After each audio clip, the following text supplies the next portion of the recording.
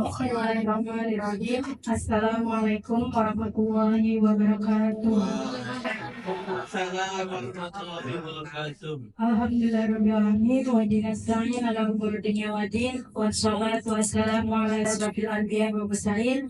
Sayyidina Muhammadin wa ala alihi washabihi ajma'in, amma ba'du.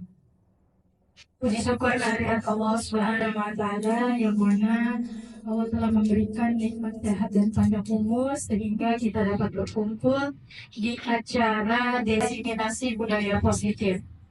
Sebelum acara kita mulai, marilah kita membaca basmalah bersama-sama. Bismillahirrahmanirrahim. Meningkat acara selanjutnya yaitu pemberian pesan dan arahan yang akan disampaikan oleh Bapak Henry Gunawan, SPD, mewakili Bapak Kepala Sekolah. Kepada Bapak Henry dipersilakan.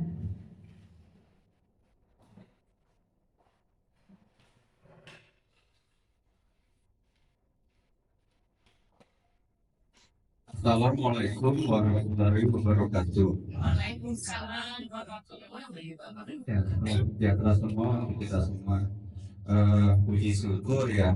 Hari ini kita dapat berkumpul bersama dalam acara insidenasi tentang penyebaran pemahaman kepada guru penggerak di SMP dan GD. Saya mengucapkan selamat pada Ibu Kurniasi sudah sampai modul 1.3 dalam memasuki modul 2 ya.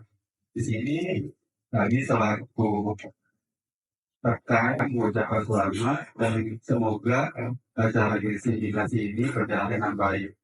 Setahu saya adalah destinasi itu adalah hal yang kita tahu gitu ya, dan kita agar kita terangkan dan kita kasih ke teman-teman untuk teman-teman juga mengenai seperti itu ya.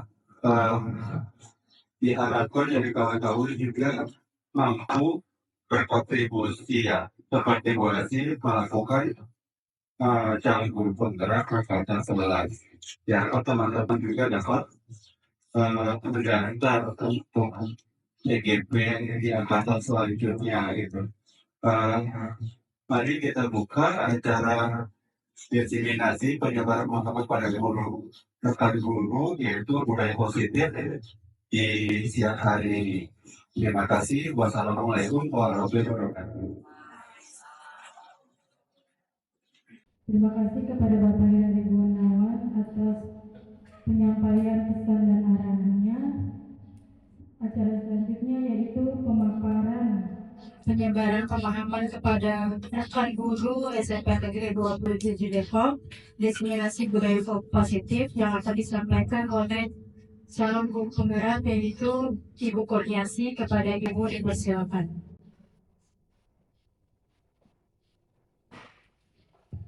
Bismillahirrahmanirrahim. Terima kasih kepada kedua acara yang telah memberikan kesempatan. Bapak Ibu jangan tegang. Bapak Ibu izin ya waktunya. Terima kasih atas waktunya kalian telah berkesempatan untuk hadir di kegiatan inseminasi saya sebagai bentuk aksi nyata saya di modul 1.4 tentang budaya positif Bapak Ibu. Baik Bapak Ibu, mungkin sebelum biar kita nggak tegang ya, kita main-main dulu ya, kayak saya main-main anak-anak ya lepas tangan gitu. Bapak Ibu, kita kan satu rangkaian ya, kita main buka tutup ya. Breakingnya kita buka tutup, jadi tangan yang sebelah kanan terbuka, tangan yang sebelah kembali, yang kiri terbuka, yang kanan Asik.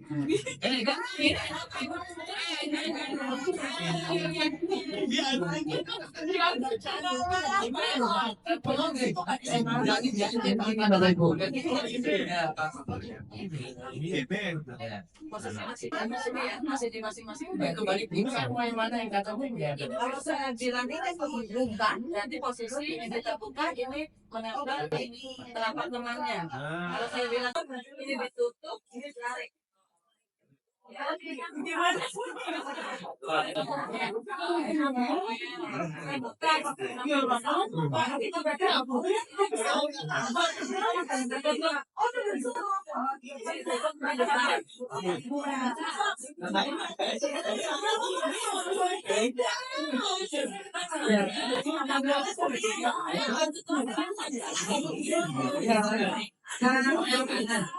Siap? Nanti yang tertangkap siap ya. Siap bercerita rekan saya ada dari dan siap Bapak Ibu terbuka tertutup ya baru berkata yang lagi ya terbuka terbuka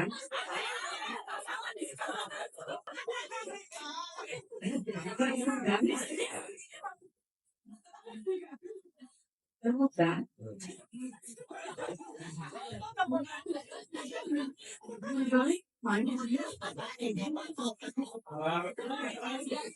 ya Bapak Ibu terbuka tertutup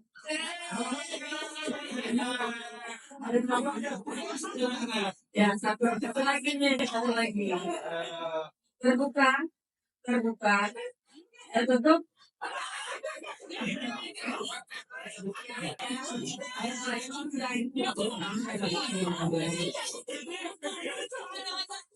ya yang ada tertangkap tangannya ada konsekuensinya adalah menyampaikan perasaannya hari ini apakah beliau senang sangat senang sedih kecewa dan sebutkan alasannya ya biar kita nanti mau liburnya kalau sudah selesai ini boleh dia senang naik kalau dia senang kalau dia senang tepuk tangan semuanya ya Bapak Ibu ya. Baik, dimulai dari Amel. Bapak yang dulu. Oh, yang beri. Oh, yang kenapa yang beri? Ya, terima kasih. Jadi dialognya sangat-sangat apa ya? Harus hati-hati gitu dalam beberapa tentang kita tadi saya kata nggak tahu Ibu Amel. Bahasa saya hari ini adalah senang sekali. Karena ada rekan kita yang berulang tahun hari ini.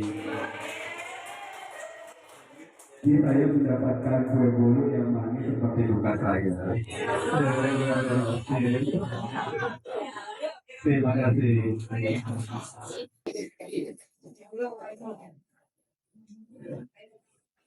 Baik, terima kasih. Perasaan saya pada hari ini alhamdulillah senang karena bisa berhidup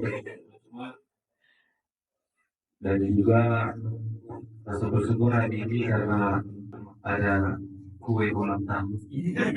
Selamat juga buat yang ulang tahun buat dia sampai Amel. Semoga berhasil. Ini cukup sekian.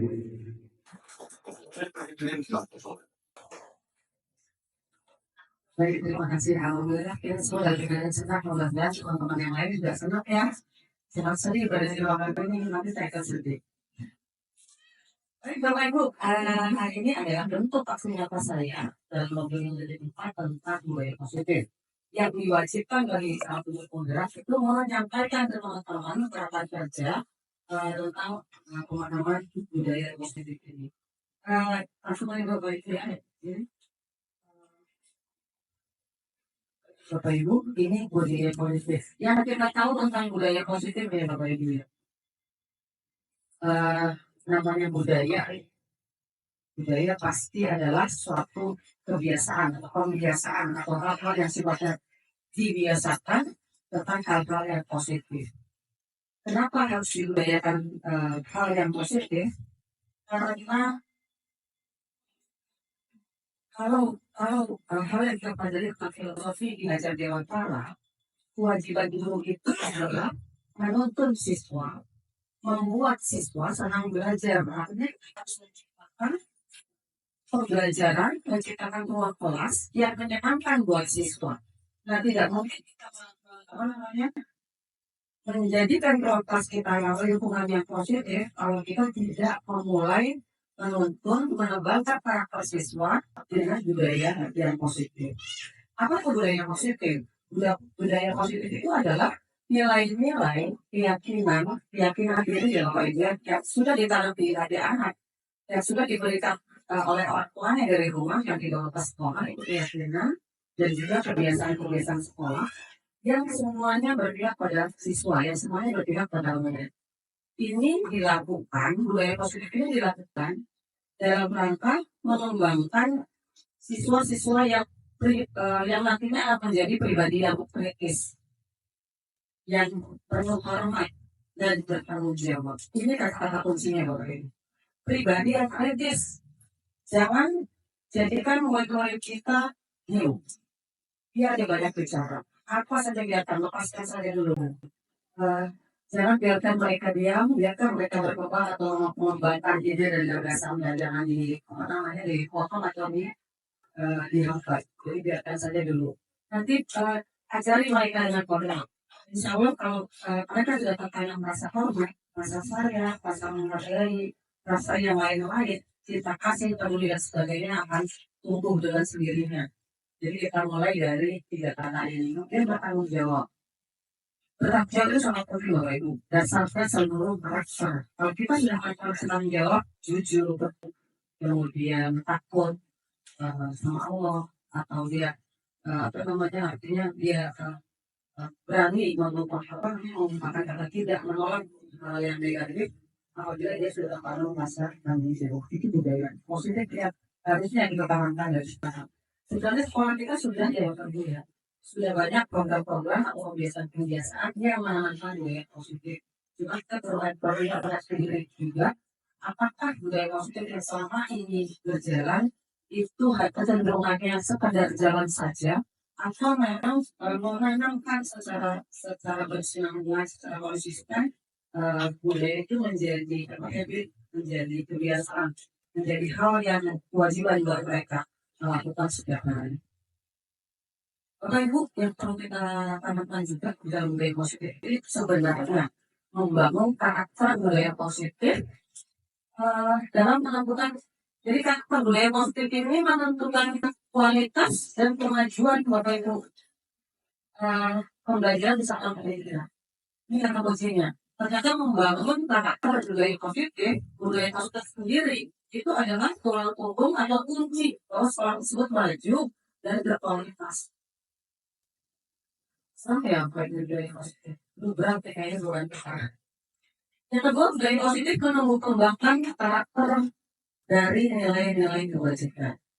Ki Hajar Dewantara sudah di dalam saya mengutip dari Jalan Bosan, nilai-nilai kebajikan secara universal yang diadopsi dari yang diadopsi oleh dikaitkan dengan filosofi Ki Hajar Dewantara itu adalah keadilan. Ini semuanya hampir sama Bapak Ibu mendapat di negara-negara Eropa dan sebagainya. Ini juga hampir sama dengan nilai-nilai kebajikan universitas, universitas. Universal yang harus ditanamkan untuk anak-anak itu keadilan, keselamatan, tanggung jawab, kejujuran, rasa syukur, lurus hati, tidak berpikiran negatif, berprinsip, integritas, rasa kasih sayang, rajin, punya komitmen, percaya diri, kesabaran, dan amanah. Dan lain-lain itu anak-anak ini. Intinya ini Bu, ada 9 nilai-nilai kebajikan universal yang harus dibangun, dikemas dalam ya nilai positif yang menjadi program-program di sekolah kita nanti. Next, budaya positif. Pembudayaan karakter adalah langkah awal membentuk perilaku setiap murid sebagai bentuk tanggung jawab kita yang harus dinyatakan dalam keseharian kita, dalam kehidupan sehari-hari kita. Berhubungan dengan murid, guru dengan muridnya, atau murid dengan gurunya. Hal ini adalah cara kita mengawali perubahan paradigma kita yang kemarin. Yuk kita bareng-bareng untuk membentuk secara bersama-sama budaya positif apa yang sesuai dengan kondisi sekolah kita dan harus ditanamkan kepada murid-murid kita. Ini merupakan paradigma.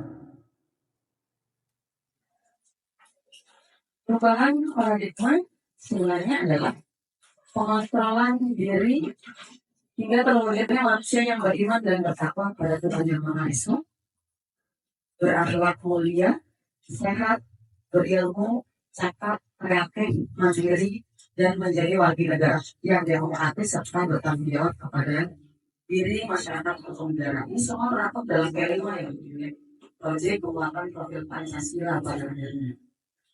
Itu berupa paradigma yang harus sedikit-sedikit kita coba kirim ke kelima. Ya Bapak ini ya, ternyata mewujudkan budaya positif akan sangat mudah dilaksanakan untuk seluruh warga sekolah apabila kita punya komitmen bersama Bapak Ibu. Gak bisa satu orang saja, dua orang saja, tiga orang saja. Ternyata harus semuanya bersinergi, baik orang tua, guru, para keseluruhan, bagian struktur organisasi sekolah, PKS dan sebagainya juga punya harus bersamaan berbarengan sehingga mewujudkan sebuah budaya positif di satuan pendidikan. Ditambah lagi komitmen kita sama-sama harus memberikan contoh teladan Bapak Ibu. Saya tidak dulu yang memberikan contoh pada anak-anak, baru anak-anak nanti yang akan mengikuti jejak kita. Jadi memberi contoh yang baik untuk budaya positif ini. Ini akan efektif. Tujuan bangun budaya positif di sekolah itu ya tadi ya sebenarnya kembali karakter, sama menebalkan karakter siswa yang sudah dia bawa dari rumah. Itu tujuan utamanya.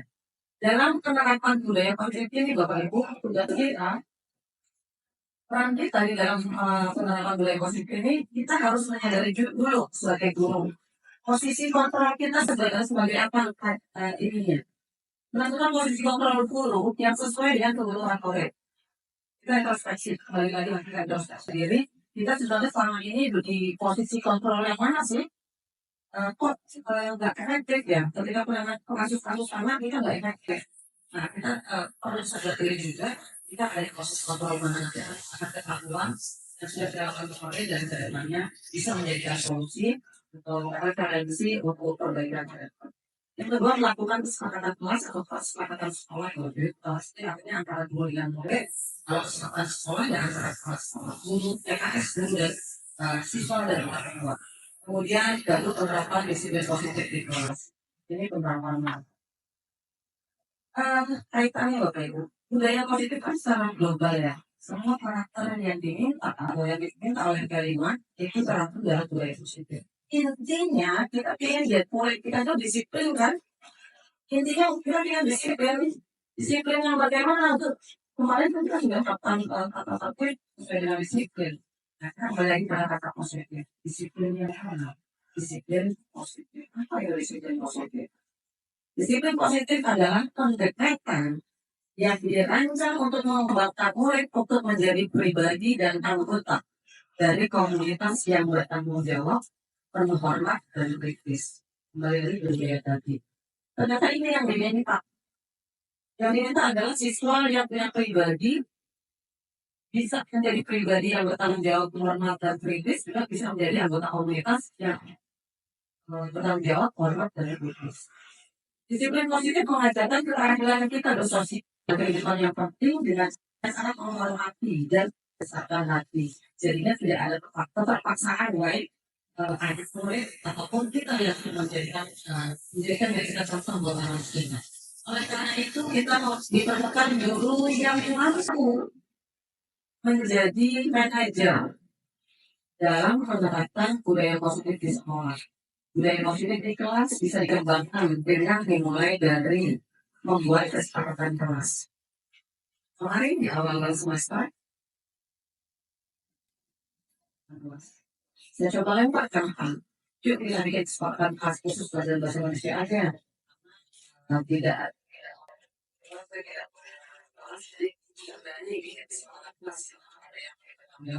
Jadi, kesepakatan pelajaran lah saya buat. Dari 36 siswa semuanya memunculkan ide-ide baru. Bu, saya ingin begini. Saya rangkum. Ujung-ujungnya dari 36 terangkum 9 sampai 10. Semuanya hampir sama Bu, ternyata 19 sampai 94. Mereka ingin belajarnya menyenangkan. Mereka ingin pulang-pulasnya itu nyaman buat mereka belajar. Mereka ingin mengeksplor diri dia tanpa ada batasan. Ternyata kebutuhan mereka hampir sama. Tinggal kita bagaimana memberikan ruang buat mereka, memfasilitasi mereka untuk menciptakan ruang kelas yang lebih indah. Sebenarnya gampang ya.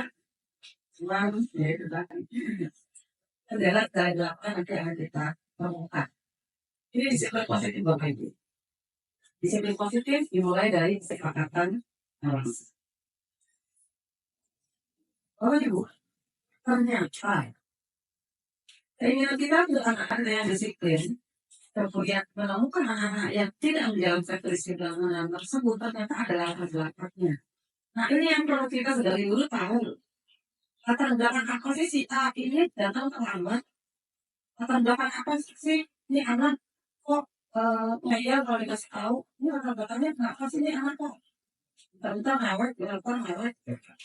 Ternyata ada motivasi perilaku manusia yang ternyata itu juga terjadi sama diri kita. Ada 3 orang itu. Diana Gosam dalam bukunya Restrukturasi Disiplin menyatakan ada 3 motivasi perilaku manusia. Yang pertama, kita itu tidak melakukan pelajaran karena kita menghindari ketidaknyamanan kita supaya tidak dihukum. Ini adalah tingkat terendah dari motivasi perilaku manusia. Jadi kita takut melakukan sesuatu takut, melakukan sesuatu takut. Takut gak enak asal wasit. Nah itu ternyata motivasi terendah. Yang kedua adalah kita berharap imbalan. Saya mau datang pagi biar dari cari apa-apa sih. Itu kan juga merupakan kita melakukan imbalan supaya tidak tercatat atau kita bayar kesalahan. Kenapa itu adalah satu tingkat di atas motivasi yang pertama. Sebenarnya orang berperilaku untuk mendapatkan imbalan atau penghargaan dari orang lain.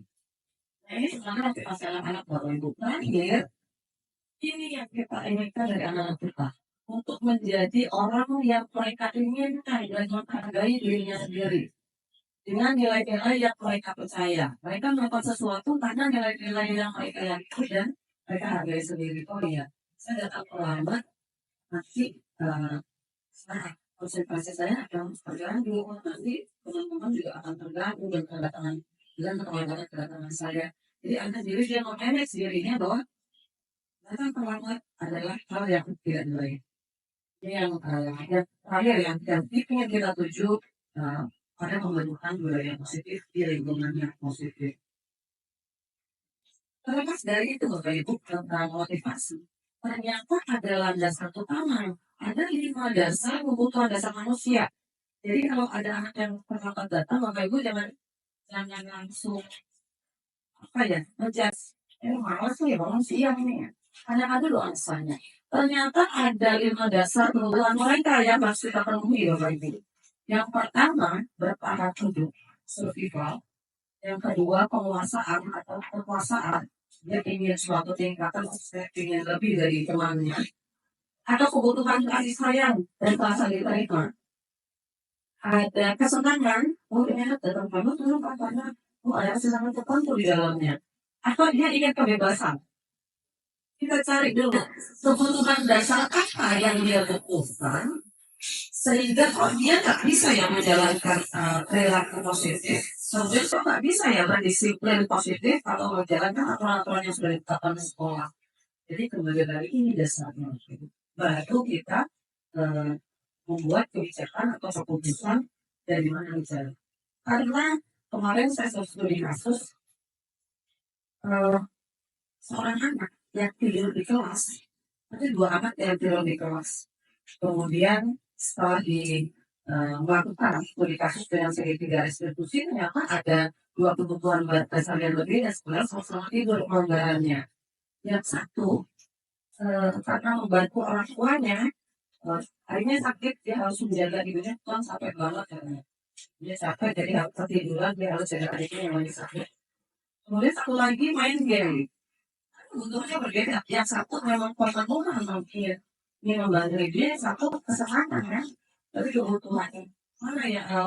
Kebutuhan kasus yang pertama lebih kepada kasih sayang, kasus yang kedua ternyata kebutuhan semangatnya saja. Itu yang nanti akan berbeda penanganan selanjutnya. Makanya ketika seorang murid melakukan suatu perbuatan yang bertentangan dengan nilai-nilai kebajikan atau melanggar peraturan, hal itu sebenarnya karena mereka gagal. Mereka gagal memahami kebutuhan apa yang ingin mereka penuhi. Nah, tugas kita tadi yang luruskan yuk membantu menemukan kegagalan utama, memperbaiki kegagalan kamu dalam memahami kebutuhan dasar anak.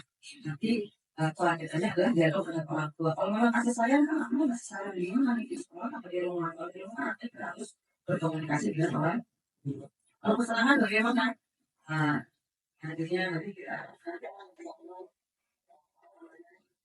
nah, penanganan yang tepat untuk anak kasih. Ini Bapak Ibu posisi kontrol guru. Kita berada di mana nih selama ini? Yang paling terendah posisi kita adalah sebagai pemukul. Ketika anak datang terlambat, itu berkoordin. Sudah selesai pakai, kita lagi nyapu. Masalah ya Bapak Ibu ya. Ya, nanti kalau itu bukan selalu kesalahan juga sih, itu adalah bentuk perhatian kita terhadap kontrol kepada siswa. Yang pertama pemukul. Posisi kontrol guru sebagai pemukul. Kemudian ada posisi kontrol guru sebagai pembuat merasa salah. Ada posisi kontrol guru sebagai teman. Ada posisi kontrol guru sebagai pemantau. Dan ada posisi guru sebagai manajer. Nah, kita berada di posisi yang mana nih? Next. Ini, pemukul. Kita sebagai guru, kalau posisi kontrol kita sebagai pemukul, seorang pemukul akan menggunakan hukuman fisik maupun verbal. Yang tadi saya katakan. Orang-orang yang menjalankan posisi pemukul ini senantiasa mengatakan bahwa sekolah memerlukan sistem atau alat yang dapat lebih menekan murid-muridnya. Guru-guru yang menerapkan posisi pemukul akan berkata, awas ya, kalau kembali lagi besok, Bapak. Awas ya. Oh, saya juga saya kemarin, ternyata saya kemarin marah-marah sama Nena, saya posisinya sudah pemukul. Harus tidur fajar, lihat yang aja. Saya udah terus tidur mulu di kelas. Cuma kan, saya sebagai pemukul. Oh, ternyata tidak bermakna rasa seperti itu. Guys, ini posisi kita sebagai pemberi merasa bersalah. Memberikan rasa bersalah kepada siswa. Di sini siswa diposisikan jadi yang salah. Pada posisi ini biasanya guru akan bersuara lebih lembut. Membuat rasa bersalah akan menggunakan keheningan, membuat orang lain merasa tidak nyaman, bersalah atau rendah diri. Ambil terima Kenapa kamu mengatakan itu? Dan yang terdekat sama ini. Begitu kan? Karena lebih keluar dengan lembut akan seperti misalnya. Ibu kecewa deh. Kemarin kan udah dikasih tahu. Kok mulai lagi? Berapa kali sih Bapak sudah kasih tahu kamu? Gimana coba kalau orang tua kamu tahu? Kamu berbuat seperti ini. Oh ternyata kalimat yang saya ucapkan kemarin saya sebagai memberi perasaan bersalah. Artinya nggak mengatakan solusi juga buat anak. Di posisi ini murid akan memiliki penilaian diri yang buruk tentang diri mereka sendiri. Mereka merasa tidak berharga dan telah mengecewakan orang-orang di sekelilingnya. Jadi trauma ya, saya pernah mencampainya lembut. Rasa cuma kata kan bagus ya. Gak ada kata-kata kasar. Ternyata hal seperti itu membuat anak buat hati mereka bahwa mereka merasa berharga. Ya bu, sama panas. Ya bu, saya nggak anak saya begini. Tidak ada motivasi intensif untuk bangkit dari atau memperbaiki kesalahan. Ini nih sebagai teman nih Bapak Ibu. Rata-rata kita kan nggak jauh ya, saya nggak jauh, Gus sama murid saya, apalagi di kota, apalagi di tidak berapa tahun kita main 2 tahun ya. Ya, ini kita sering memposisikan diri kita sebagai teman. Positif sih Bapak Ibu, tetapi ternyata posisi teman juga nggak selamanya positif.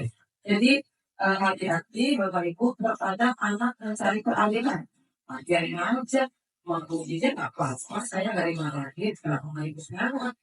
Seperti itu Bapak Ibu. Jadi ada dua anak ketika kebijakan itu berbeda. Ketika kita berposisi sebagai teman. Guru pada posisi ini tidak akan menyakiti murid. Dia akan menganggap mereka sebagai teman. Namun akan tetap berupaya mengontrol murid melalui persuasi sering mengajak. Nanti makan bareng yuk. Yuk kelas sunat yuk. Mereka sering secara persuasi mengajak mereka. Posisi teman pada guru juga ada yang negatif, ada yang positif. Positif di sini berupa hubungan baik yang terjalin antara guru dan murid. Guru di posisi teman menggunakan hubungan baik dan humor sering bercanda untuk mempengaruhi seseorang. Mereka kan selalu berkata aja bantulah demi bapak, Ayo ingat gak? Bapak udah bantu apa sama kamu? Coba kurang apa bapak bantuin kamu? Kamu kan selalu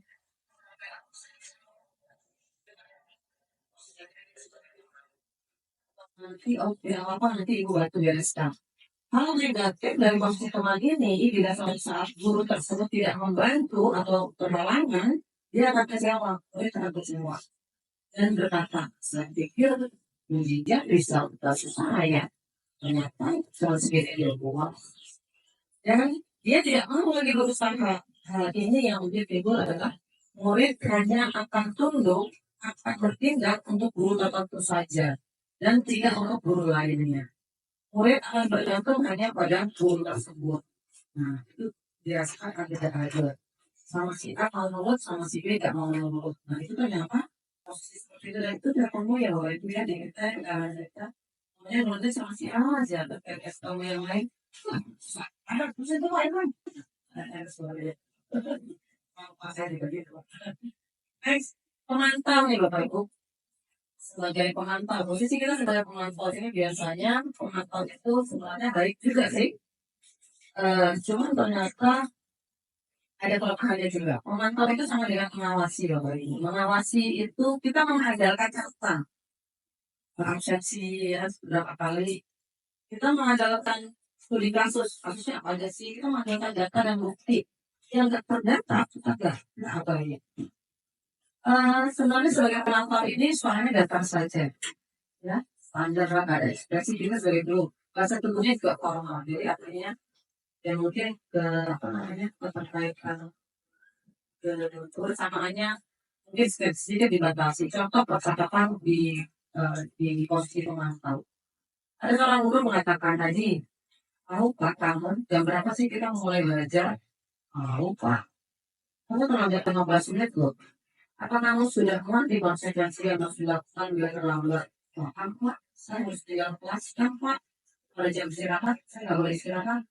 Jadi saya disuruh mengerjakan tugas untuk ketinggalan saya. Ya benar. Tapi pada saat jam istirahat, kamu jangan istirahat. Kamu harus keluar dari kelas untuk menjelaskan tugas kamu yang nggak tinggal. Saya tunggu ya. Ternyata itu juga nggak baik Bapak itu. Bagaimana perasaan murid diperawat seperti itu? Ternyata ada dampaknya. Ini hasilnya. Murid memang paham konsekuensinya yang harus dijalankan saat telah melanggar salah satu peraturan sekolah.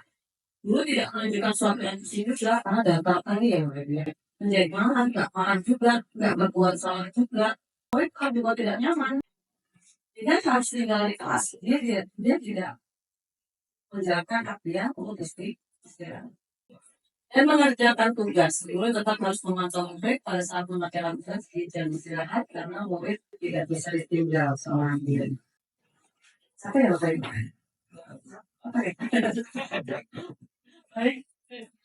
Terakhir Bapak Ibu. Nah, posisi kita sebagai manajer sebenarnya tujuan budaya positif, lingkungan positif dengan disiplin yang positif, kita berposisi di manajer. Ini adalah atas sebenarnya.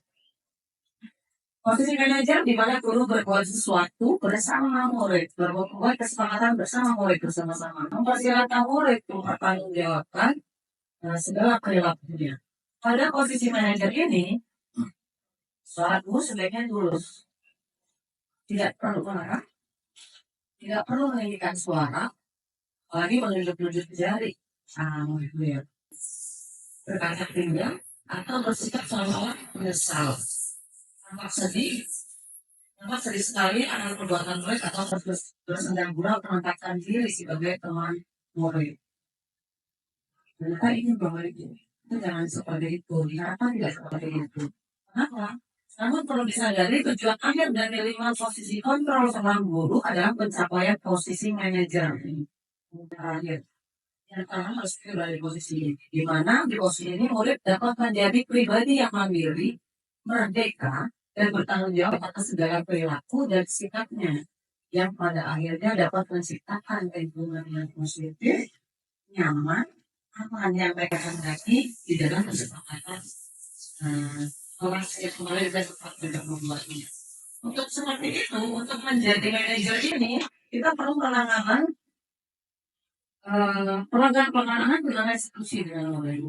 Ada pendekatan yang bisa mengarahkan kita kepada lingkungan yang disiplin positif budaya di lingkungan yang positif adalah dengan restitusi yang dapat menjadikan proyek kita seorang manajer juga bagi dirinya sendiri. Di manajer ini mulai diajak untuk menganalisis kebutuhan dirinya maupun kebutuhan orang lain. Di sini tantangannya bukan pada kemampuan membuat konsekuensi, namun dapat berkolaborasi dengan murid bagaimana memperbaiki kesalahan yang dilakukan sendiri. Ini keyakinan kelas orang itu. Jadi ternyata sebelum kita apa namanya sebelum mereka memahami apa yang harus diperbuat, apa yang harus mereka nggak boleh langgar, kita buat dulu di awal kesepakatan kepada mereka. Buat keyakinan kelas. Kalau sekolah, ya keyakinan sekolah. Keyakinan sekolah ya berarti semuanya, semua ini semua warga sekolah membuat bersama-sama, tidak sendiri-sendiri, membuat kesepakatan orang, kesepakatan sekolah, keyakinan sekolah. Ini saya lebih ke keyakinan kelas karena memposisikan diri sebagai guru kelas sebenarnya. Keyakinan kelas adalah seperangkat nilai dan prinsip yang disepakati bersama-sama oleh guru dan siswa untuk memandu perilaku dan interaksi di dalam kelas.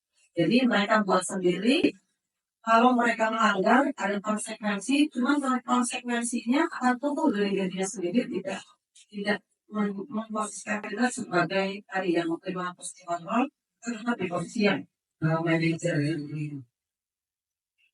Next is media institusi. Ternyata saya ada pendekatan yang bisa menanamkan disiplin positif pada murid. Ternyata capek Bapak Ibu. Terima kasih. Ternyata memang benar. Semua guru harus melakukan itu. Gak bisa diserahkan ke wali kelas saja, gak bisa diserahkan ke BK saja, gak bisa diserahkan ke siswa saja. Memang dari bawah harus pakai pendekatannya juga ini. Semakin berat tingkatan pelanggarannya, baru semakin kita naikkan tingkat pelaksanaan. Kalau masih bisa kita tangani sendiri, harus sendiri aja. Kasus-kasus yang sering terjadi masih bisa ya. Segitiga restitusi adalah proses menciptakan kondisi bagi peserta didik untuk memperbaiki kesalahan mereka, sehingga mereka bisa kembali pada kelompok mereka dengan karakter yang lebih baik. Jadi menurut dia dan belajar dari yang kamu lagi. Ini Bapak Ibu segitiga restitusi adalah cara kita menanamkan disiplin. Ketika kami melakukan pelanggaran, lakukan tindakan satu dua dan tiga. Yang pertama, menstabilkan identitas. Karena tidak salah, kamu salah, nggak mau. Kamu jelek, nggak mau belajar berontak. Kamu yang tegak, mereka nggak mau dikatakan seperti yang ditembak seperti itu nggak mau. Makanya tugas kita adalah meluruskan, kita stabilkan dulu identitas mereka. Setelah mereka menemukan sendiri identitasnya, mengetahui kesalahannya, baru kita validasi. Tindakan kamu seperti itu benar nggak sih? Jangan kita, kamu salah. Biarkan dia yang menentukan sendiri tindakan dia tidak harus salah. Kita validasi aja karena kita kira validasi tindakan yang sama. Lalu terakhir, tindakan menanyakan keyakinan. Lalu, kalau kamu itu sudah merasa itu perbuatan yang salah, apa yang harus kamu lakukan? Jangan kita memberikan, karena kalian kita memberikan solusi. Biarkan dia menemukan sendiri solusi dari kesalahan yang tidak berbuat. Itu disebut guys. Kemarin ketika penugasan saya di demonstrasi kontekstual, saya sudah membuatkan video bagaimana saya menerapkan segitiga restitusi di dalam bukan contoh ya, ini juga saya baru mencoba segitiga restitusi, mudah-mudahan bisa menjadi bahan kita ke depannya. Oh ternyata segitiga restitusi itu seperti itu. Kalau kita sempat melakukan itu bersama-sama, insya Allah meminimalkan pelanggaran berat yang tadinya sekolah baru dan pelanggaran berat. Jadi kita meminimalkan pelanggaran yang sampai pada tingkatan mohon maaf di antaranya sudah ya kalau sampai ditindakkan dan harus berkolaborasi dengan dinas lain sama membuat kita nanti ya artinya ada banyak restitusi lagi. Ini Bapak Ibu, mungkin saya tampilkan penerapan sedikit distribusi yang saya.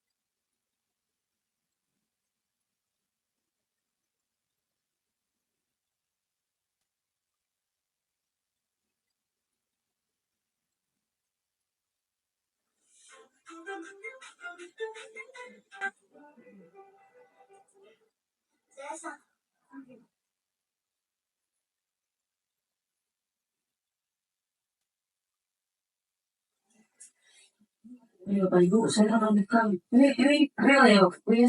Saya melakukan pelajaran saya tidur. Nah sekalian ini sebuah video gitu.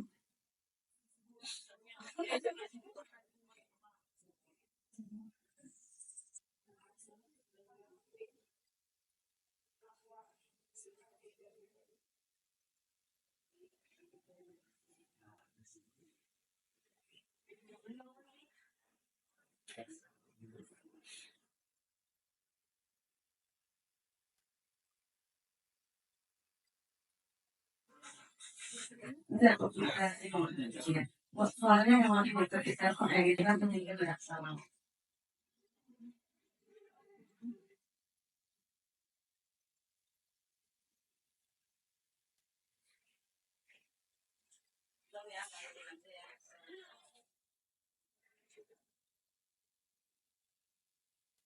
Dari video juga. Oke.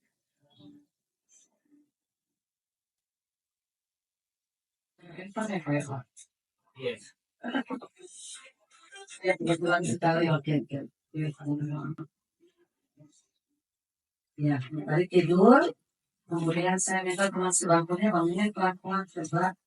Tolong di video ini ya, tetap menyalani saja. Nah ini bagian stabilitas identitas Bapak Ibu. Saya panggil jadwal ke semua ruangan, kemudian saya bapak nanya, apa sih yang terjadi sama kamu? Saya tidur. Nah, kemudian saya mengirim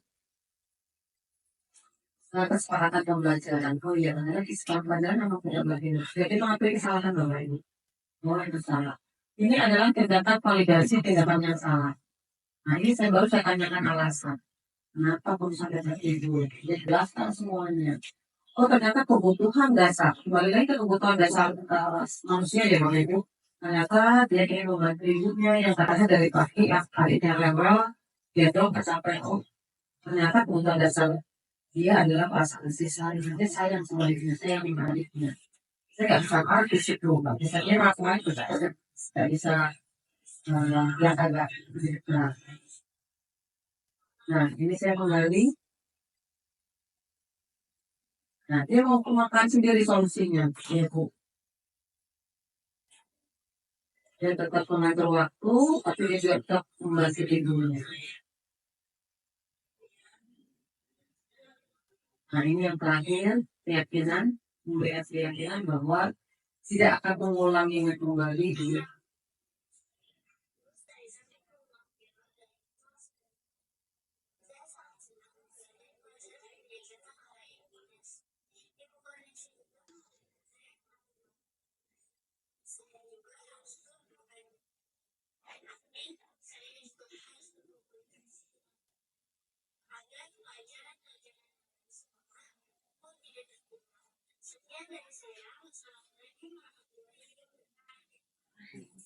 Misalnya kasus kedua Bapak Ibu.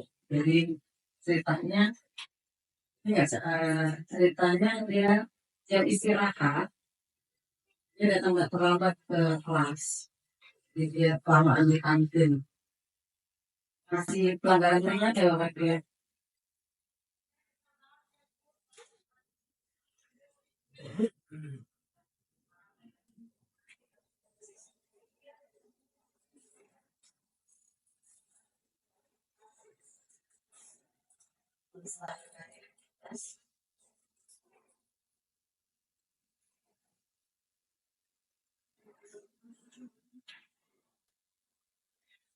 Suaranya orang ini.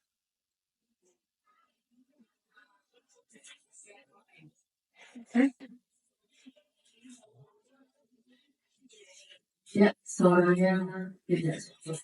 Ya, ternyata dia habis belajar matematika saat itu. Karena banyak soalnya dari jam istirahatnya terjalan.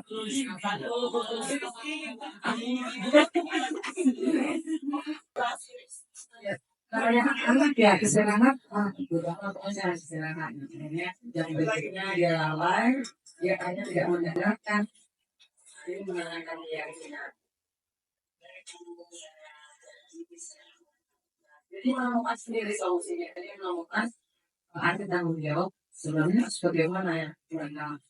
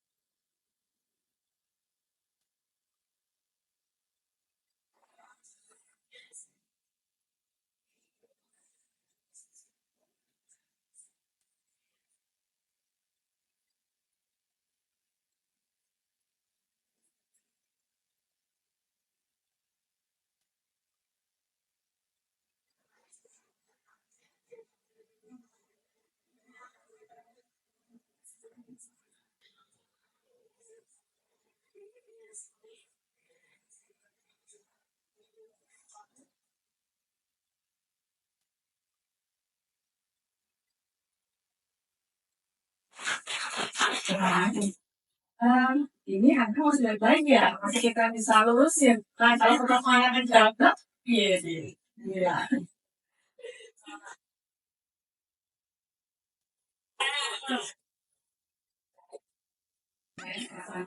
Kegiatan saja. Kalau diskusi ngobrol, ya. Yang real, bahwa praktekan apa namanya pengaplikasian penerapan pembentukan sebuah lingkungan yang positif bisa tampil pendidikan perlu penanaman budaya yang positif. Di dalam budaya yang positif, supaya menjaga ketertiban dan keamanan, kita perlu disiplin positif. Di dalam disiplin positif, ada beberapa peran kita, kontrol guru, dan juga kita harus mengaitkan dengan kebutuhan dasar apa sih yang tidak terpenuhi sehingga dia melakukan pelanggaran tersebut. Lalu kita menentukan kebijakan. Nah, salah satu cara pendekatan kita menemukan solusi, mencari pemaksaan dan juga menentukan keputusan dan kebijakan. Di sini saya kami menggunakan segitiga institusi. Dampak yang sudah saya lakukan di sini lebih kepada dialog ya. Semakin dekat kita dengan siswa, semakin dekat ikuti alurnya kata tahu. Kata tahu landasan apa sih latar belakang anak tersebut berbuat kesalahan dan tidak semua kesalahan yang sama dilakukan perlakuan yang sama juga. Jadi itu yang perlu ditekankan. Mengenai tingkatan bagaimana pemencaraannya, apakah ini dilakukan oleh semua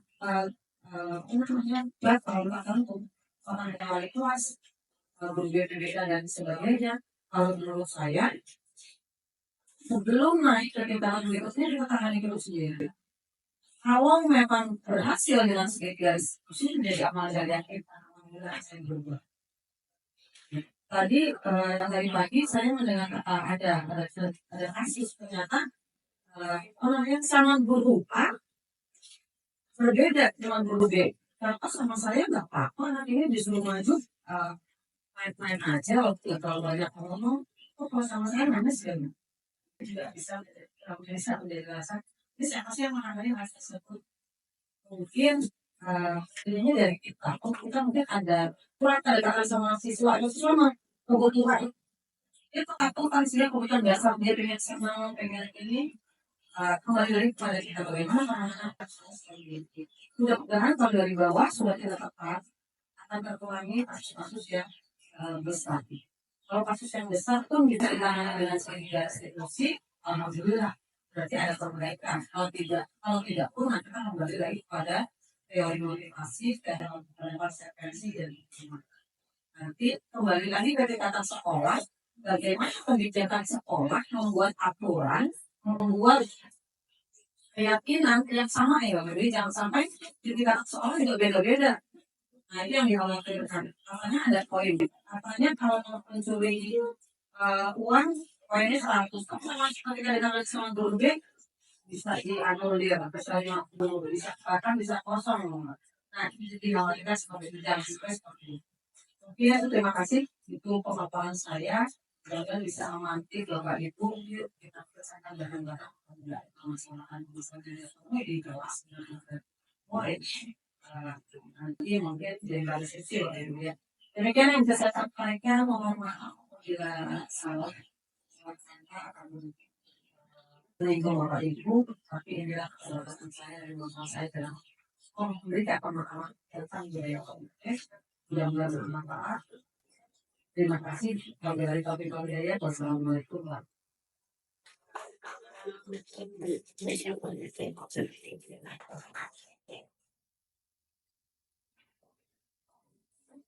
Alhamdulillah, terima kasih kepada Ibu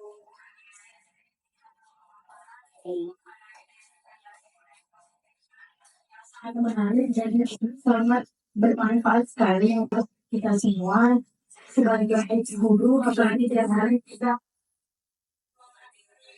itu menghadapi murid-murid anak-anak yang berbeda-beda watak. Untuk itu kita buka sesi tanya jawab, 2 sesi tanya jawab. Barangkali Bapak Ibu akan ada yang disampaikan atau ada yang ditanyakan.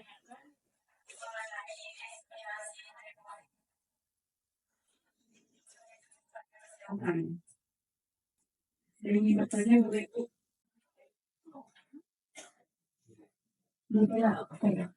Pada dunia hanya kesalahan.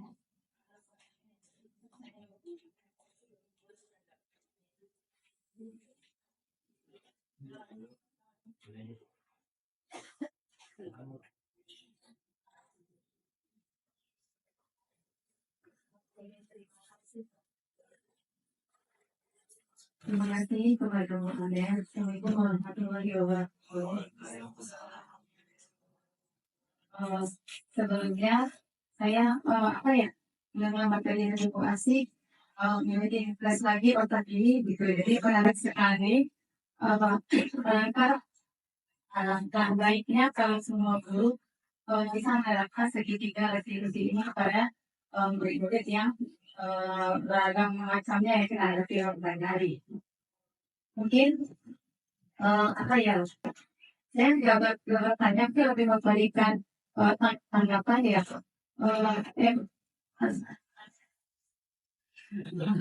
Tanggapan itu jadi untuk segitiga retribusi sepertinya kalau kita menyentuh anak-anak itu benar-benar dari hati, gimana pun watak anak, gimana pun kasusnya anak, lalu benar-benar kita terapkan sesuai dengan yang dipaparkan oleh edukasi. Saya rasa mungkin dengan misalkan dia mempunyai kasus latihan pelajaran seperti tidur atau main di HP atau KWK segala macam.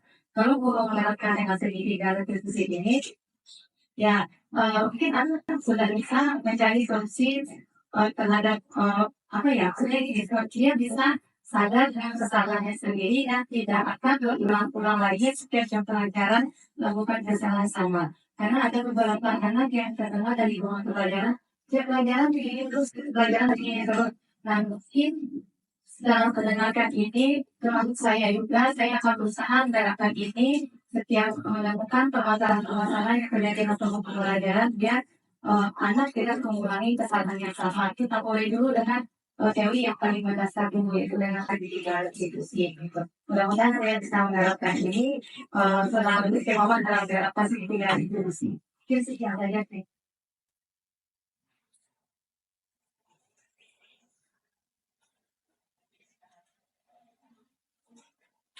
Terima kasih Bu Mila atas tanggapannya. Bisa dilanjutkan lagi oleh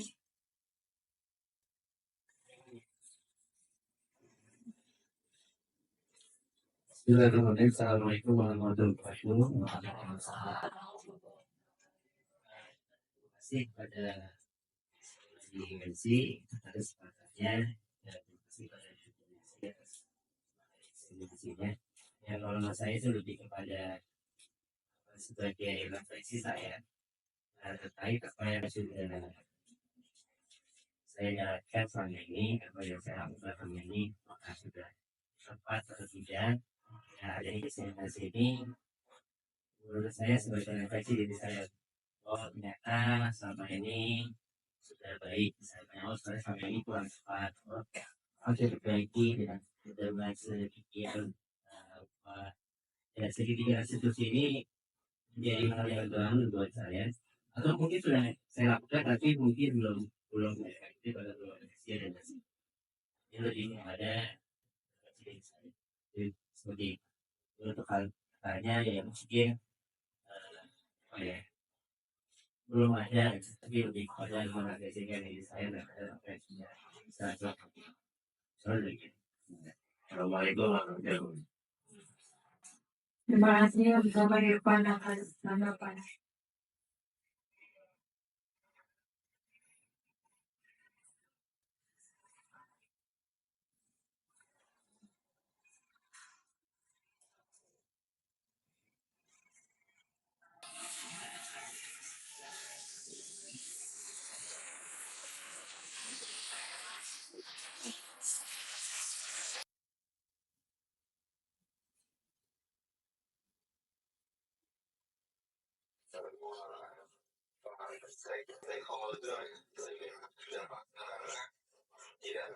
Di kelas ya, tapi juga dalam ikut besar lagi dari kepala sekolah kepada PKS-nya dan kepada gurunya sampai kepada masyarakatnya.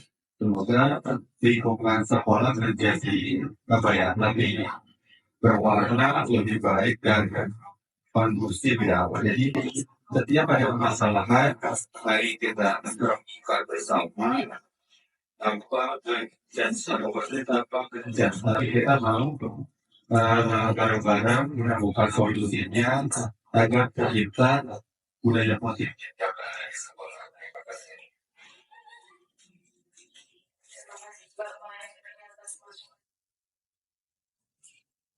Selanjutnya yaitu Alamin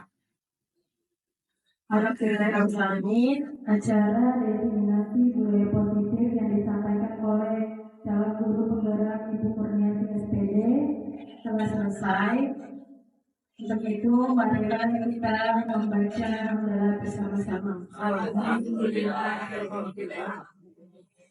Saya sebagai MC kurang lebihnya mohon maaf. Wabillahi taufiq wal hidayah. Wassalamualaikum warahmatullahi wabarakatuh.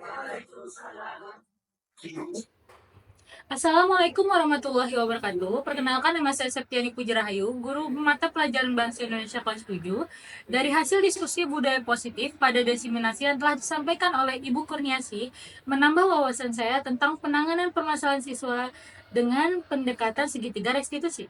Untuk selanjutnya, saya akan menerapkan itu di dalam kelas saya. Terima kasih. Wassalamualaikum warahmatullahi wabarakatuh. Assalamualaikum warahmatullahi wabarakatuh. Saya Ira Firahwania selaku guru IPS. Saya ingin berterima kasih kepada Ibu Kurniasi yang telah melaksanakan seminar budaya positif Semoga saya dapat mempraktekkan segitiga restitusi di kelas saya. Segitu saja yang bisa saya dapat sampaikan. Wassalamualaikum warahmatullahi wabarakatuh. Assalamualaikum warahmatullahi wabarakatuh. Setelah melakukan diskusi diseminasi tentang budaya positif, kami merasa tercerahkan atas diskusi tersebut, di mana kami dapat memberikan input ya untuk sekolah, yaitu tidak hanya bagi siswa peserta guru, tetapi juga kami dapat melakukan segitiga restitusi antara stakeholder yang ada di lingkungan sekolah kami. Terima kasih untuk diseminasinya, diskusinya. Semoga maju terus. Terima kasih. Selamat sukses di CGP akhir 11-nya. Itu aja kata-kata kami. Wassalamualaikum warahmatullahi wabarakatuh.